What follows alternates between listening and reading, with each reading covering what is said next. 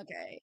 Hi, everyone. Welcome to All About the Joy. I'm Carmen Lisette, your host, and in the house is my brother from another mother, which you've all heard me talk about, Billy. Wait, why did you write William? Are we Oh, going by because Williams? my name is William. I know it's Billy. It's Billy. Everyone calls me Billy. I like to be known as William when it's a more formal setting. And I'm finding this a little formal already because Oh, you're interviewing me. So, or you're going to ask me a few questions of my thoughts on different things. Anyways, I know, but it okay. I thank you. I'm going to take that as a compliment. I'm just going to, you know it what I mean, is a like that kind compliment. of. I know, thank you. So, okay, first I want to tell people how we know each other because not everyone knows, but I was trying to think about this. I remember you when I was like 12 years old. I remember first watching you perform. I remember being that young and seeing you perform and being like, "Oh my God, he's so amazing." But do you remember when we first met? I don't know if I remember when we first I don't met. remember. I don't know if I know exactly when we first met. I want to say you were in SAC, if I Oh, remember. that You was were. much later then. That was much later. Oh, really? So did I meet you when you were in West Roxbury? I Yeah. don't. So no.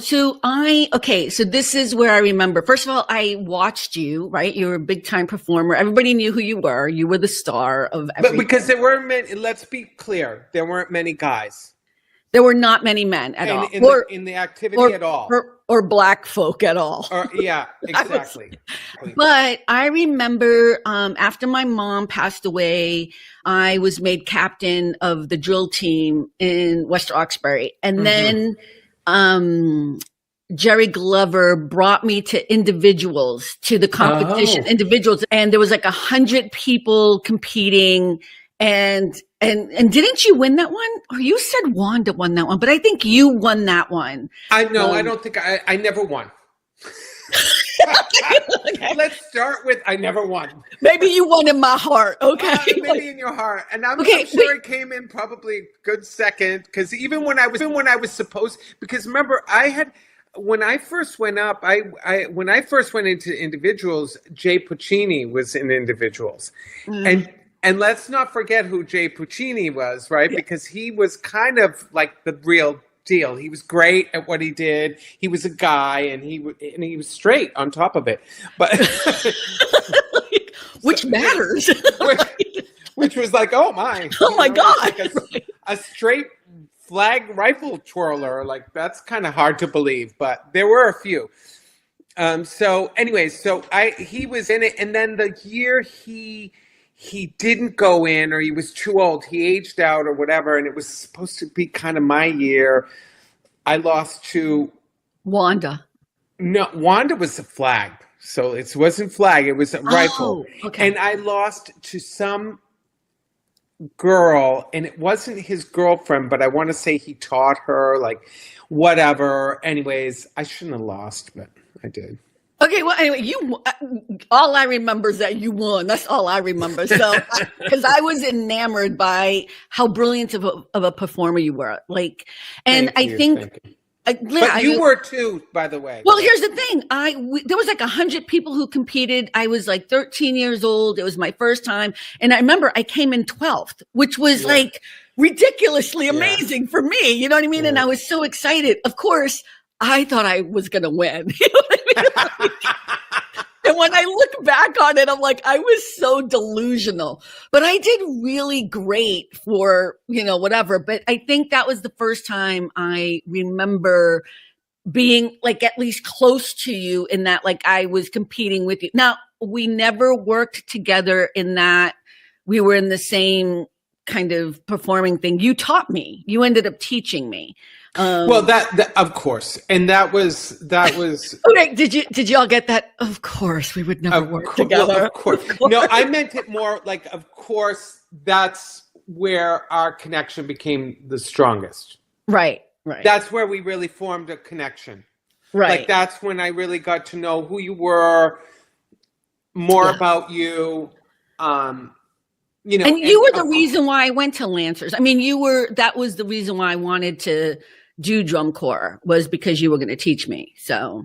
And I loved it. I loved it so much because remember that year in Lancers specifically was my first year with Sean. I worked with Sean O'Brien. Yeah, he was amazing. And what was great about Sean was that he had this whole dance background, right? And he was from the activity as well because he did do drum and bugle corps. But he was the person that kind of brought in the dance to this activity in a way that no one had really done. Yeah. That we had in our world, no one had really done what he was willing to do. And what I also, because I was teaching with him and because I was the activities sort of like kingpin, right? Like I was the young new person in the activity, right? That they were like, oh, this is the guy that needs to, who's going to take us to the next level.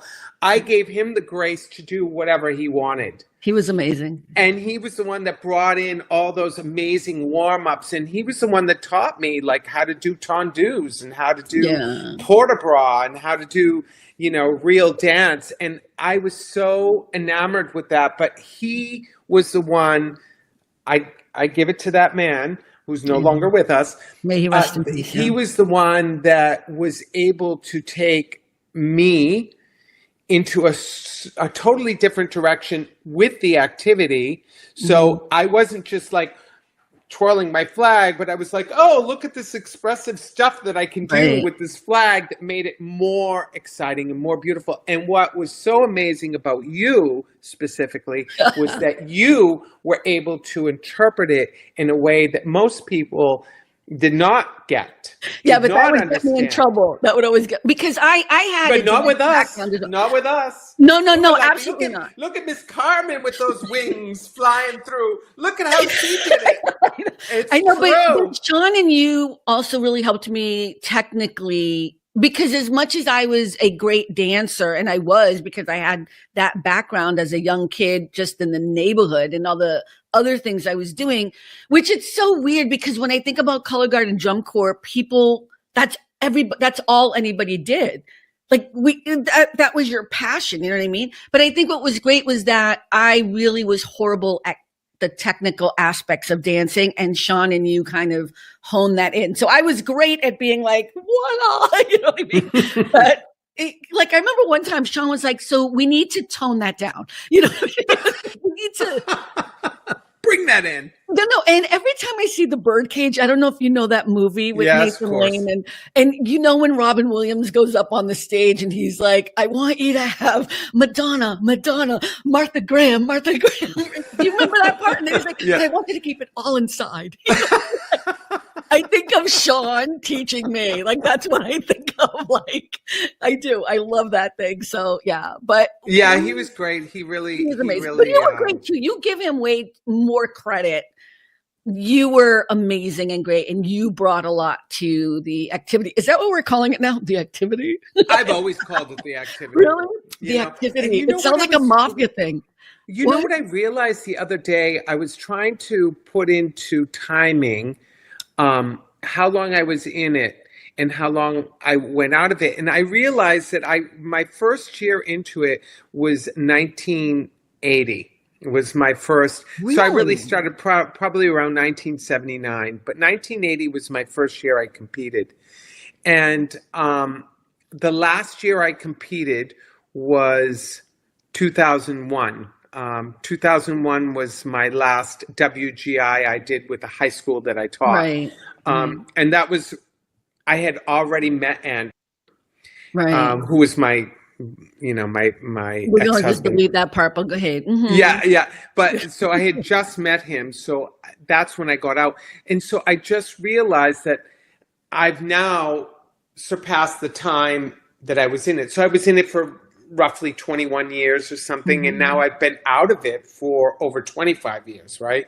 Like, so my life has completely changed. And I was just thinking that because I had seen something on Instagram, there's a lot of the activity on Instagram, and it's changed so much. And it's so big. It's so many thousands of kids that participate in it. Yeah, but you know what? Look, I'm always going to be a little bit negative on it because I feel like, I mean, I hope it's changed. I hope that now it's an avenue for real performers to move forward into another aspect of performing. Not once while I was in this activity did anyone even consider the possibility that there might be something afterwards. You know what I mean? And I think that did a disservice to a lot of the real talent and the really passionate people. For me, it was a survival mechanism. There's no doubt about it, but I was also really good at it, you know? And I just imagine if I had some type of support system in a different way, maybe I would have moved out to California quicker, or, you know what I mean? Like, or something. But I mean, I'm not blaming.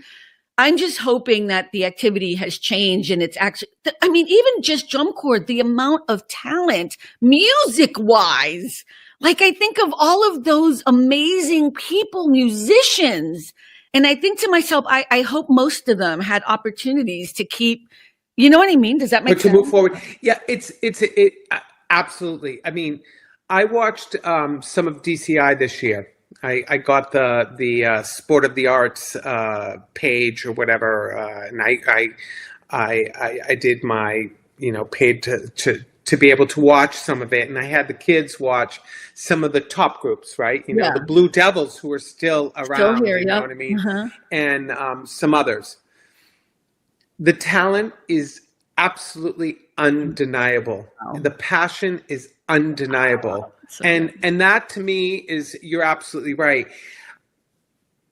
I also, for as much as how you said, like, you know, being kind of negative on it or whatever, I also want to say that I feel like it's also what got me out of the mosh pit of nothingness. Yep, I understand. Brought me into a place where it opened up my world a little bit. And even though it was this small world of flag twirling or whatever, I felt like I saw more of the world. Well, we did. We traveled a lot. Yeah. Yeah, but just more. It just opened me up to different people, different experiences, different things, and also it took that fire that's in your belly, like, I'm going to be good at this, and I'm gonna conquer this, and I'm gonna, you know, and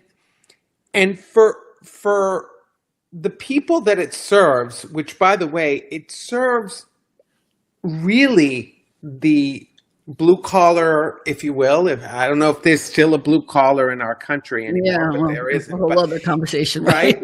The lower, let's just say, the lower socioeconomic. At least when we were growing up. I mean, that's, sure. I don't know about now. I think it's still part of that. It still does, right? Yeah, because let's face it, the band kids are not necessarily the orchestra, you know, talented people who are playing, you know, piano and violin, and, you know what I mean? And they're going to ballet classes necessarily, right? And gymnastics and stuff like this.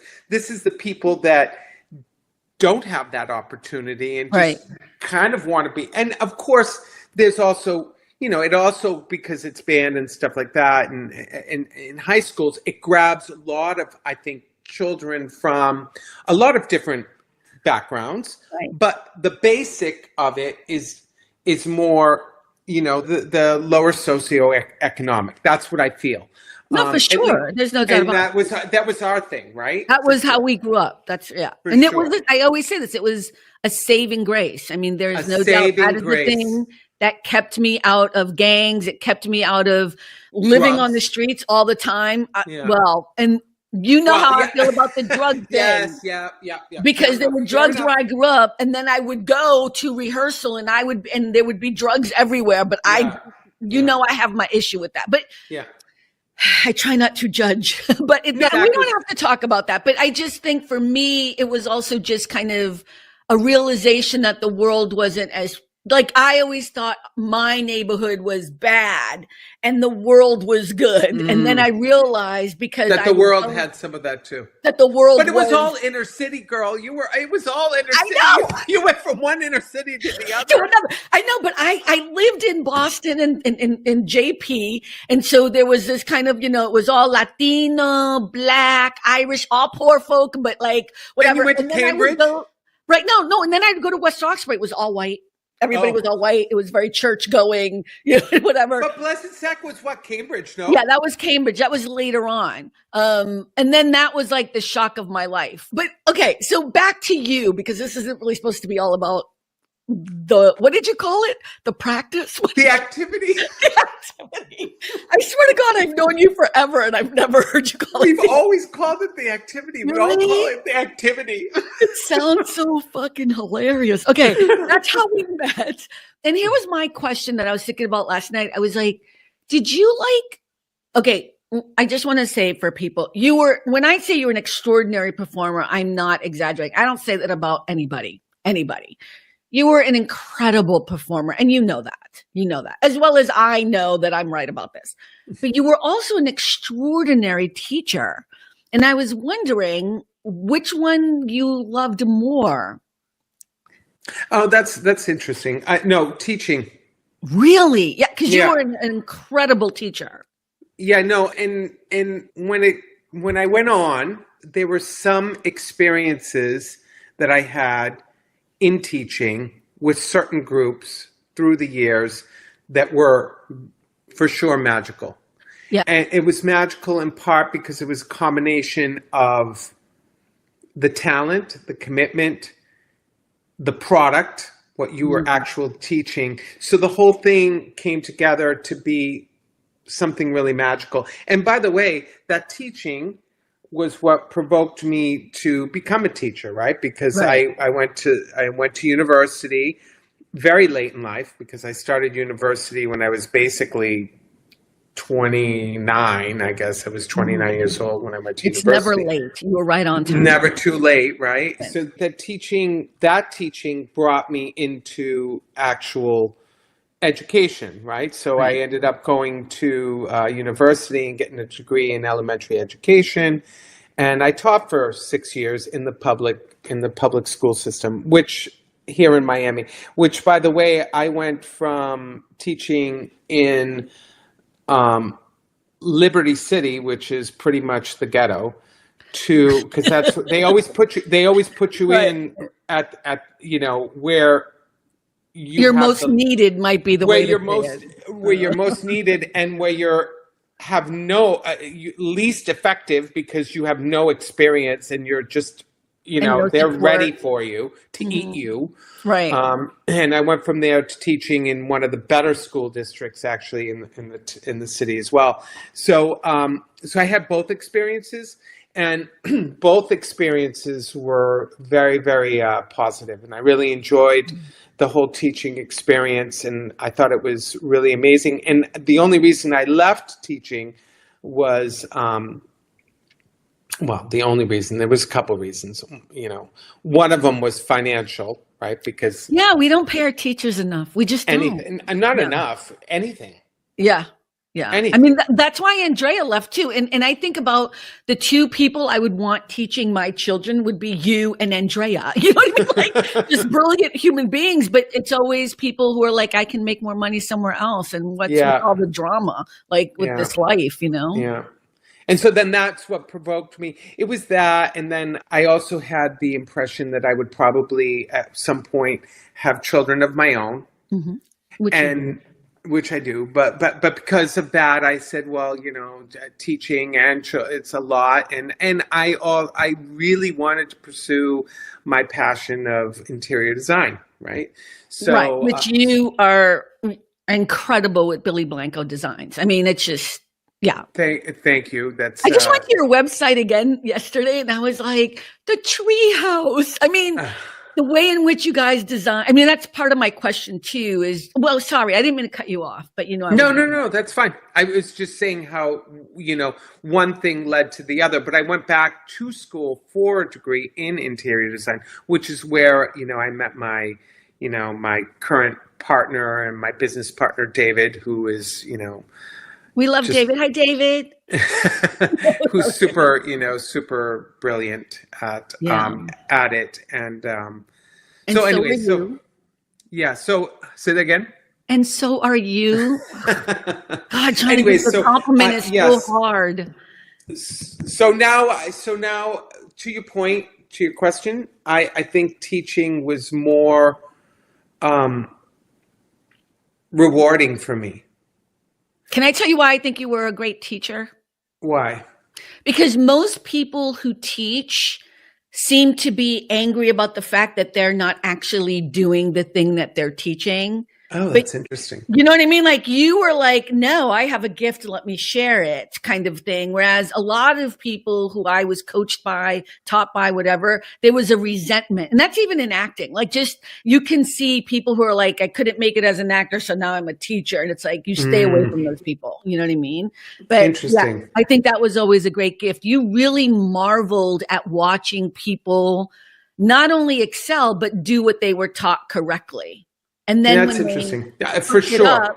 yeah. And For then when they sure. fucked it up, like I did a lot, you didn't get angry. You were great at being like, let me help you tweak this to do it right. So you also met me where I was at. I assume you did that with everyone.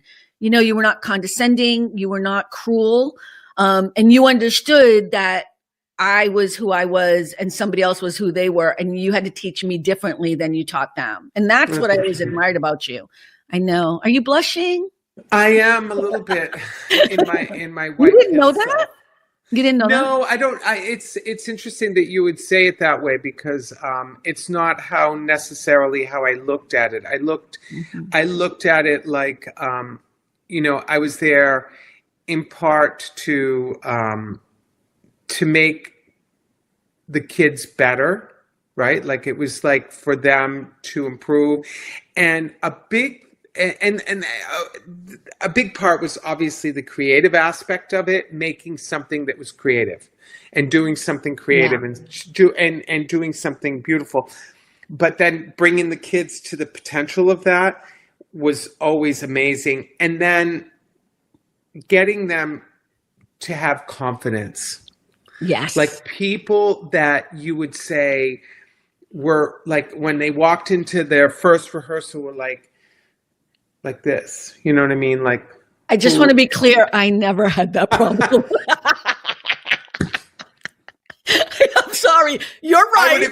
I would agree with that. I never had that problem. Right? But there's plenty of No, people of course, that you're right. were, You're right. You're right. Yeah. right? And then I mean, they might not come out and be some, whatever, but I certainly saw people come out of their shells and become so much more than they ever thought that they were, right? And that's something that a lot of those people took with them for life Right. and That's kind into of the real beautiful, world. right? That you did that for people. Yeah. Yeah. Why are we friends? Why are Why we are we friends? such cool? I mean, I know why I love you, but I was thinking. You want to know why I love you? Well, I know why you love me. Well, okay, yeah, let's share that. Yeah, No, let's I share think we share a history and Yeah, we share ideology. we For do. lack of, we have a lot of very similar beliefs in our system of life, and if you want to say our moral sort of, and I don't like to say moral so much because it makes you sound like, but how we feel about humanity, how we feel about society, Yeah. how we feel. So I think those things really connect us, so that we have like that strong sort of bond. I think we're both also in our own ways self-made, Yes. Oh, that's a right? good one. Yeah, I didn't think Right. about that. We both have sort of Struggled. self-made ourselves. We hmm brought ourselves from from sort of nothingness Nothing. into into putting us through school and always exploring, and our histories, our backstories I think have helped to connect us. And I don't know about you, but for me, I'm the type of person that I like, or I want, or I desire. I need some of my past brought into my future for me to know that there's sort of that continuity. And if right. And so if there's any way of saying it, like you said it, it's like brother from another mother. You have some sort of family tie connection, and that's how I feel, and so for me, it's like you're part of my chosen family. I love so you. Anyways, I think for me too, it's more about, I mean, all of that, of course, but I don't stay in touch with a lot of people from back in the day. I agree with you, and that's part of what our connection is that history. And okay, so I'm going to say something to embarrass you even more, I think. Anyways, I don't know. I know. I love people who teach me something and make me a better person. And you've always been that. Now, there's no doubt when I was a young kid, I was just, you and Susan Kerwin. Do you remember Susan Kerwin? I don't know if you remember. Yeah, I don't know if you knew her, but you two were these amazing performers that I aspired to be like. You know what I mean? And I think that continues to this day. Like, yes, I know we are on equal footing. We laugh, we talk regularly, we whatever, right? We visit with each other, whatever. But I think what I still love about you is that you still teach me something. Like you did it the other day when we were talking about politics. And I was like, I didn't think about it that way. You know what I mean? And I think that's what kind of, for me, is also a really important connection to people. We've also never had a fight. And I fight with everybody. Have we had a fight? I don't think we've ever had a fight. Well, for me, no, I don't think we have. But for me, I'm not really, I don't like to be combative, only with my partner, David. I know. Right. And even him I've a heard little bit, and my kids a little bit. I'm a little combative with them. Yeah, no, but I'm just saying, when I think about all my friendships, the ones that are close to me or whatever, and I think about, and I'm like, I don't think I've ever had, like, I've never been mad at you. I've never been angry. I don't know what that's about. That's really interesting. We'll have to work on the other part. Maybe we need to, let's get in a fight. You want to have a fight? No, but you know what it is? Because I think that, well, I mean, look, all relationships are very different, but I think there's also, I have such a different type of respect for you. And you will always be someone, I know you're going to hate this, but you're always someone I look up to. And I know you probably don't realize that, but I do. So I would never fight with you. All my other motherfucking friends, I fight with you because we equal. That's so funny. That is kind of funny. I don't know why we've never fought, but okay, I have a little fast round. Okay, fast round. Questions. Right. And you can either expand on it or not. Okay. Okay. All right. You doing good so far with these questions? I'm doing great. Okay. Did I embarrass you? No, not at all. Okay. All right. Baryshnikov or Nureyev? Mikhail Baryshnikov or Rudolf Nureyev? I know, that's a hard one. So I'm going to say Baryshnikov, and I'm going to say a couple things. I've seen both of them.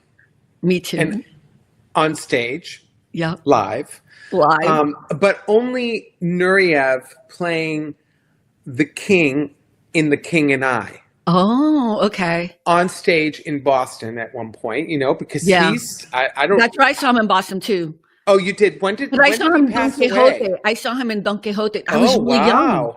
I was really been young. Real young, because did he pass away in the 90s? Yeah, no, he did, but I saw him I was really young. We had gotten free tickets or something. Yeah. And I was like this. Yeah. So I never really got to see him dance, so that's why I'm leaning more towards Baryshnikov, who I did see dance a lot. He's more of our contemporary. Yes. Or my contemporary, anyways. Right. So that's why I'm going to say him, right? I mean, I even liked him in Sex and the City. He's not your contemporary. He's older than you. Okay. Not that much. All right. Well, anyways, we'll delete that too. I don't know if I think he's older than you, but he's. Yeah, no, I'm sure he is, but not by a lot. Okay, but I know, but you look so good. Okay. But here's the thing. I mean, Mikhail Baryshnikov is kind of, I don't want to say protege to Rudolf Nureyev, but he, I mean, he loved him. Yeah, of course. So, I mean, it was kind of a trick question, but there is no real answer. But you would pick Baryshnikov just because he's more our time. Yeah, more of a contemporary. That's what I would say. I've seen more of him. I've seen him live. Did you see him in the Nutcracker?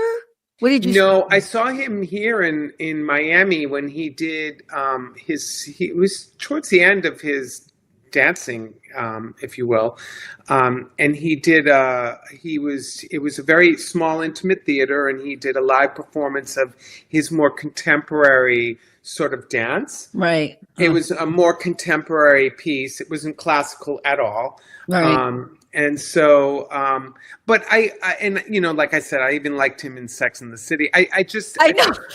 I did. Yeah, he was great. I just think he really has done a lot for dance and for men particularly. Men. I remember when he did the movie with Gregory Hines. I forget the name of it. Remember it was the two of them and they were like spies. And one was defecting. Okay, you don't know what I'm talking about. No, I don't. Him and Gregory Hines, they do this whole tap dancing scene together. And I was like, my God, is there anything this man can't do? I'll send you the clip to that. I forget the name of it, but it's so good. I think you know it. You just don't remember it. I think that could be possible. Because if you know him as Sex and the City, you must have seen him in that movie. Okay, what's your one vice that you can share on a public forum? My one vice? Yeah. Champagne. I would not have guessed that. Okay, do we normally do Vouv or are we going up? No, well, I do something and, I do something more on the Vouv. Dom Perignon? No, girl. Girl. Girl. All right. No, I would say, but if you're saying a vice like that, like that's something that I enjoy. I don't know. I love champagne. I just didn't know that. Yeah, I don't know if I would call that a vice or that's just something you enjoy. What my other vice would be. I thought you would say yoga. That's what I thought you would say. Well, it's interesting because I could say exercise, because I like to go to, and by exercise, I like to go to the gym. I like to do yoga. I like to do, like a spinning class. I even like to get on the treadmill and just walk. And so, I do like exercise, and it's probably honestly my real vice because exercise in general, because I do it as often as I can. And there's times when I can't do it because of the kids or schedule or whatever. So whenever I can, I do.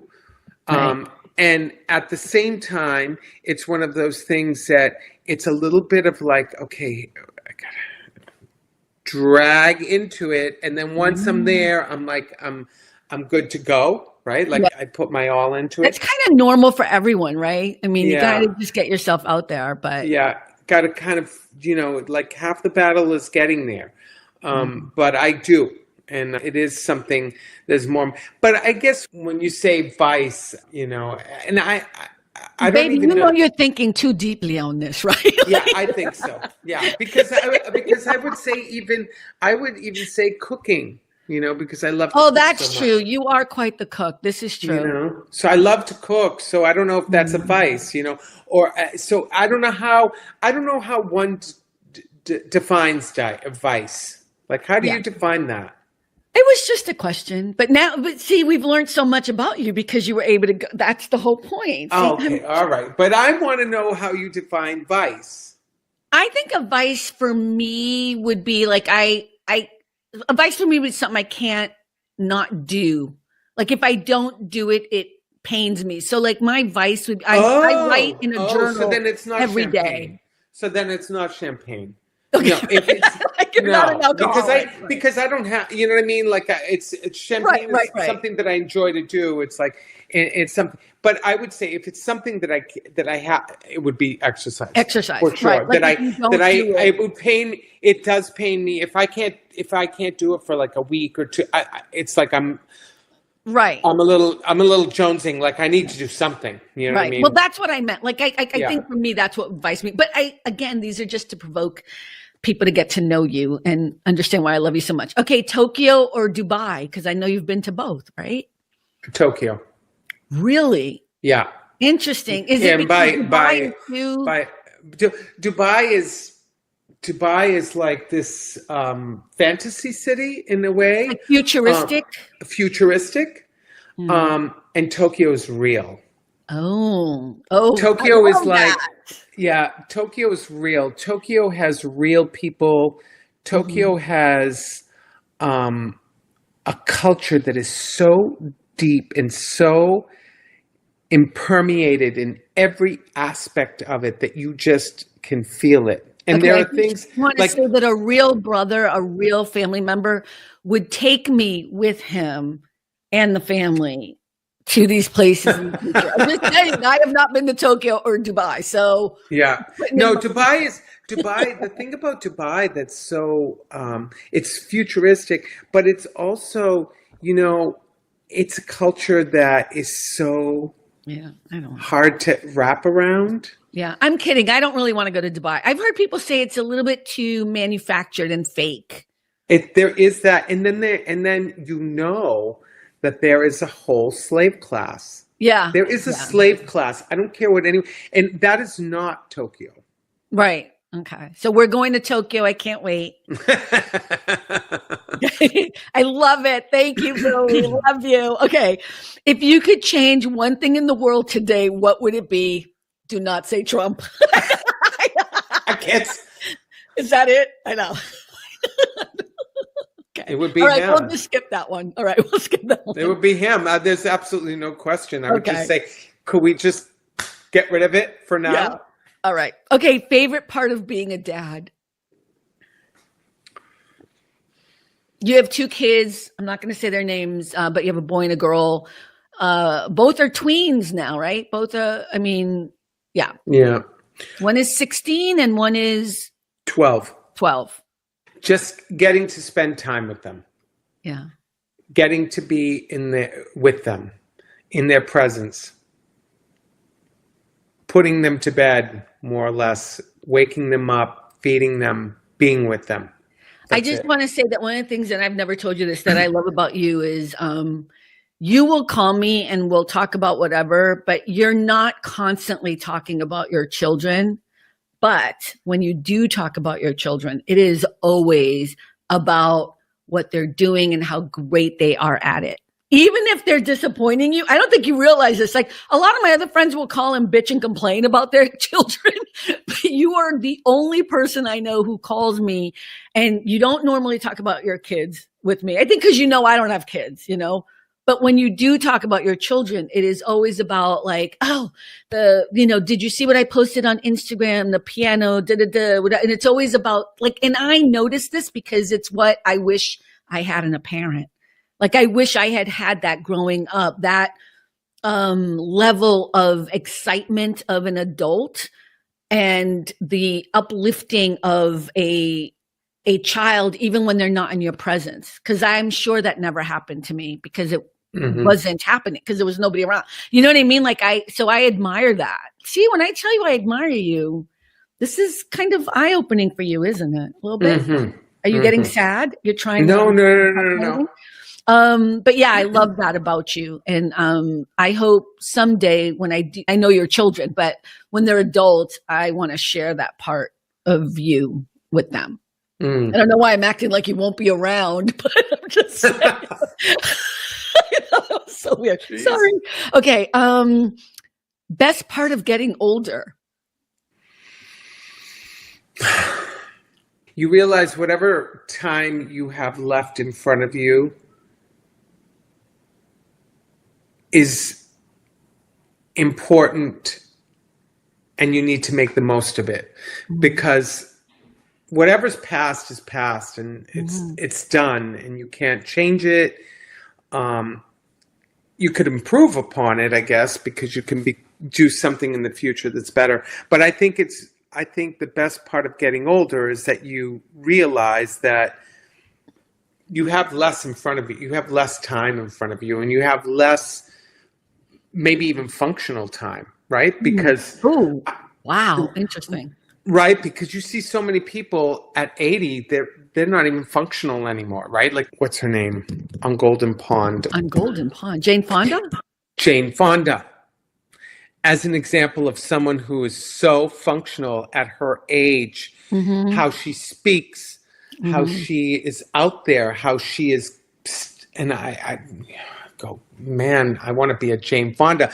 But right? But she also has talked about, like, you know, at a certain age, like 60, she was like, look, I know that I have what's left in front of me is, you know, it's this amount of time, and I need to make the most of it. And I hate to say that the obvious, that everyone likes to say, oh, I don't care about what anyone thinks anymore, and I'm not going to listen to anyone else anymore, or whatever. And I think that that's not entirely true, because I think your feelings can still get hurt, and I think you can still feel like a schmuck, and you can still feel underwhelmed and not be, you know, the person that you want to necessarily be. So it's like, it's interesting that you say this about me currently, and yet I'm at this point in my life where I'm trying to figure out, like, what are my next steps? Like, what am I going to do? My kids are going to leave. And they've been my whole life. I know you think they're going to leave. No, but you're convincing. Yeah. They're going to hang on. But I'm just, you know, they're going on to university, and they're going to have their own lives, you know. And so I need to find a whole new me, and how am I going to explore that? And what are the things that I'm going to do to educate myself and keep learning? Like you say all the time, like, we want to learn, we want to know curiosity. more. That's how you stay young, is stay curious. That's what people don't understand. It's not about Botox, and it's not about you know, being skinny or whatever. It's really about staying curious. Curious, you know? Correct. It's like, it's your mind, you know, where you want to keep it up and going. Okay, I have 3 more questions. This one will wait till the end. Well, I'll just ask you now. Do you have a favorite Rob Reiner film? When Harry Met Sally. Yeah, classic. Okay. Yeah. What is the one thing you always travel with? Because you travel a lot. So what's the one thing you would tell people to make sure they do when they travel or take with you? I'm preparing for our trip to toothbrush. Really? Like, all right, that wasn't. I don't know. You want to know the truth? Here's the truth about traveling. So I'm that person. This is going to sound. I'm that person. I've seen some Instagram reels where it's like the guy's going, you know, I'm going on vacation, only I don't know where, and I just packed 2 minutes ago, and the one next to me is the one that did everything. Right. So that's David. Like, David packs everything. He has scissors and pills, and every single thing, and wipies, and it's all perfectly packed and all perfectly, like. And the minute before we're ready to go, I'm like going, okay, I'm getting ready. I'm going to go. And I just make sure I've got, you know, my toothbrush. That's it. Okay. And some Advil. I always want to make sure I got some Advil. There it is. Advil. Okay. All right. 2 more questions. Jane Fonda, Lily Tomlin, or Dolly Parton? Oh, God. I think we already know. You said Jane Fonda. Jane Fonda. But although I love Dolly Parton. And Lily Tomlin. We love it. And I loved Lily Tomlin too. I know more about Dolly Parton, and I know more about Jane Fonda. And I'm sorry, Jane Fonda is an icon, and when her and Cher, because Cher's another one. I have so much.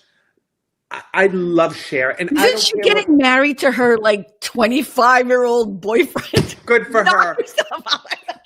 And And whoever's doing her face or whatever, she's got it on because she's done it properly But she's whatever. been doing it since she was like 20. That's why. I mean, we don't know what she really looks Jane like. Fonda, I think they both look amazing for people who have had surgical faces.